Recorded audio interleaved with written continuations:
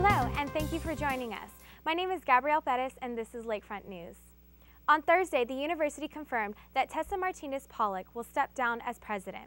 The Board of Trustees and Pollack reached a mutual agreement for her to leave the university March 1st. The Board of Trustees announced that Dr. Pollack is stepping down effective March 1st. And any of the details about her employment with the university really are between her and the Board of Trustees.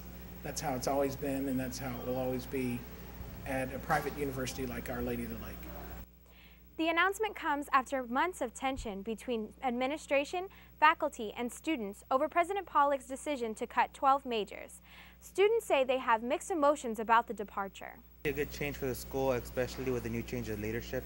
But the question is, who's going to become our next president? I'm pretty neutral about Pollack leaving. I don't think it's going to solve all the things that people want it to solve, and that there's a lot more work to be done whether she's here or not.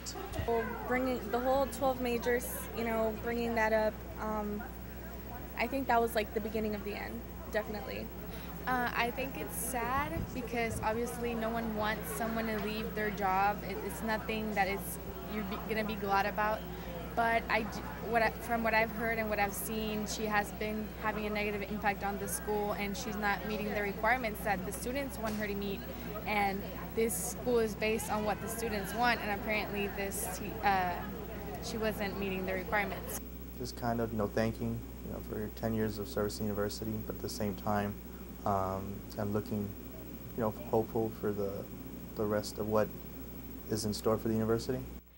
The next step for the Board of Trustees is to find an interim president. In other news, respected religious studies professor Oswald Nira received a terminal contract after 17 years of service. Students and faculty are sad to see him leave. He's very helpful, he knows his material, and he's really capable of sharing with us, and not only giving us that knowledge component, but also that community component that comes with religion, and not only Catholicism, because that's the class I took with him, but any other type of religious studies. I don't think that we can get a professor better to teach the courses that he does. When I got to interact with him with Dia de los Muertos, he seemed like a wonderful person, very flexible with his students. He's a great professor, so I believe we're going to be losing a lot. I loved his class. I was one of his students, and I felt great being in his class. So I believe it'll be a great loss, but I guess it happens, and we wish the best for him. I'm losing a valued colleague, and I feel like the university is losing a big part of who we are. Changes are coming to Sister Annie B's cafeteria. The Lake's food service provider wants your input.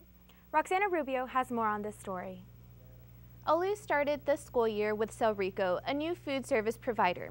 Many students were happy to see this change, but this semester, some students are voicing their concerns about the food quality. I eat pizza a lot, and sometimes it's undercooked. It's very doughy.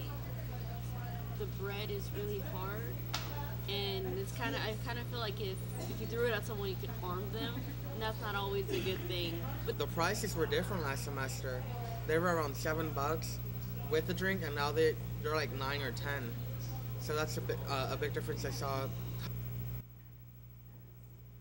Although students are having problems, there have been many positive changes. Rico is taking complaints seriously. The food service provider is distributing comment cards on cafeteria tables. The cards let students and staff remain anonymous and comment on any concerns that they may have while praising Rico employees on improvements. You can drop off comment cards in the box near the stir-fry bar. Rico will post comment cards on a bulletin board above the box.